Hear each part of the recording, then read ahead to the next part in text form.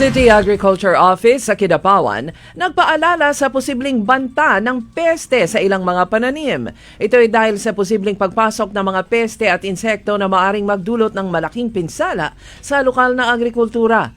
Sa naging panayam ng Radyo Bida kay Kidapawan City Agriculturist Marisa Aton, inihayag nito na meron silang mga namomonitor na banta ng red-striped soft-scale insect o RSSI, isang invasive pest na sumisipsip ng dagta ng sugarcane, nagdudulot ng paninilaw ng dahon, suot o amag na maaring magpapababa ng yield ng hanggang 50%.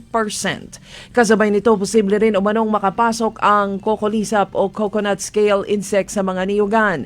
Kilala itong peste na sumisipsip ng sustansya sa dahon ng niyog, nagdudulot ng pagkalanta, pagkalagas ng bunga at maaari ring ikamatay ng puno kung hindi naaagapan. Kaugnay nito, hinikayat ng City Agriculture Office ang publiko, lalo na ang mga magsasaka, na agad ipagbigay alam sa kanilang tanggapan sakaling makapansin ng mga pagbabago at panghihina ng mga pananim.